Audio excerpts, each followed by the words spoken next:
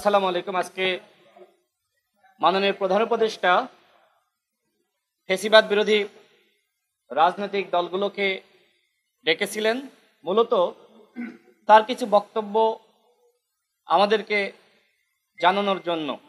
তিনি আজকে যেটি বলেছেন, আপনারা যারা গণ অভ্যুত্থানে ভূমিকা রেখেছেন এই সকল দলকে যে কোনো মূল্যে একতাবদ্ধ থাকতে হবে।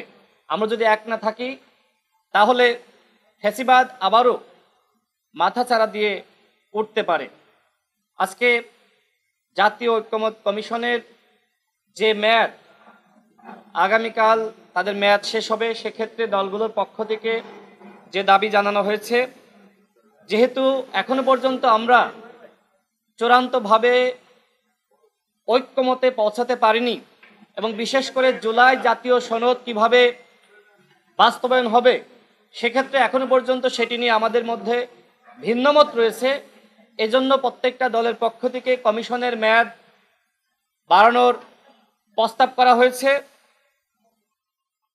আমাদের দলের পক্ষ থেকে আমরা যেটি লিখিতভাবে জানিয়েছি, যেহেতু 2018 সালের কোটা সংস্কার আন্দোলনকে কেন্দ্র করেই পরবর্তীতে আবারও যখন 24 সালে কোটা ফিরে আসে এবং এই ঘটনাকে কেন্দ্র করেই মূলত গণ অভ্যুত্থানের প্রেক্ষাপট রচিত হয়েছে, সেক্ষেত্রে দলগুলোর কাছে যে খসড়া ঘোষণাপত্র দেওয়া হয়েছে, খসড়া জাতীয় জুলাই সনদ দেওয়া হয়েছে, সেই জুলাই সনদে যাতে 2018 সালের কোটা সংস্কার আন্দোলন অন্তর্ভুক্ত করা হয় সে ব্যাপারে আমরা লিখিতভাবে মতামত দিয়েছি।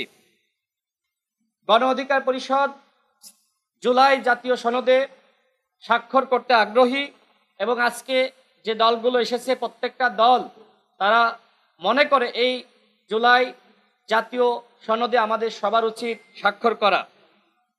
আমরা যেটি মনে করি যে অঙ্গীকারনামা সেখানে অন্তর্ভুক্ত করা হয়েছে, সেখানে এমন কিছু থাকা উচিত যাতে করে পরবর্তীতে ক্ষমতায় আসার পরে যদি কোনো দল এই জুলাই জাতীয় সনদ বাস্তবায়ন না করে অথবা ভায়োলেট করে, এতে করে যাতে সেই সরকারের ক্ষমতা অবৈধ বলে বিবেচিত হয়, আমরা সেটি অন্তর্ভুক্ত করার দাবি জানাই। আমি আবারও বলছি যে অঙ্গীকারনামায় আমাদের স্বাক্ষর করতে হবে, সেখানে এমন কিছু অন্তর্ভুক্ত থাকা উচিত যাতে করে আগামীতে কোনো দল ক্ষমতায় আসার পরে যদি জুলাই জাতীয় সনদ বাস্তবায়ন না করে বা ভায়োলেট করে, সেক্ষেত্রে যাতে ওই দল বা সরকারের ক্ষমতা অবৈধ বলে বিবেচিত হয়।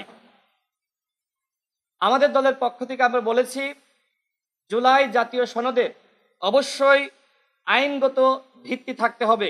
বিভিন্ন দল বিভিন্ন প্রস্তাব দিয়েছে, আমাদের দলের পক্ষ থেকে আমরা যেটি বলেছি ঐক্যমতের ভিত্তিতে যে প্রক্রিয়ার মাধ্যমেই এই জুলাই জাতীয় সনদ গৃহীত হোক না কেন অবশ্যই এর একটি আইনগত ভিত্তি থাকতে হবে।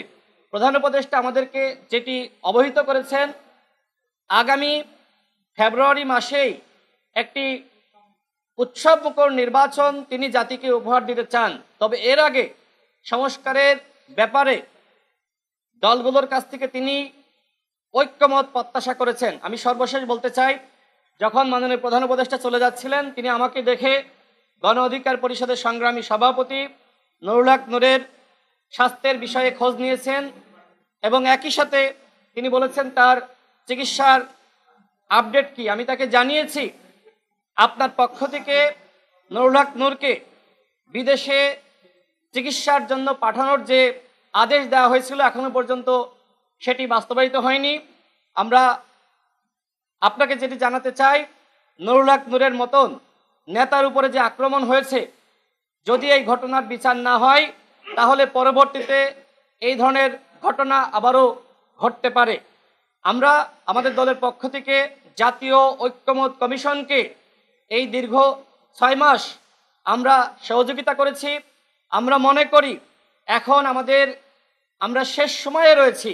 এখন যদি দলগুলো ছাড় না দিয়ে আমরা যদি এখনো পর্যন্ত ভিন্ন মত পোষণ করি তাহলে কিন্তু ফ্যাসিবাদ ঠিকই আবার ফিরে আসবে। সেক্ষেত্রে গণ অধিকার পরিষদের পক্ষ থেকে আমরা প্রত্যেকটা দলের কাছে আমরা আহ্বান রাখতে চাই, আসুন আমরা নিজেদের জায়গা থেকে কিছুটা হলেও ছাড় দিয়ে আমরা ঐক্যমতে আসি, যেমনটা মাননীয় প্রধান উপদেষ্টা প্রত্যাশা করেছেন। আপনাদের সকলকে ধন্যবাদ।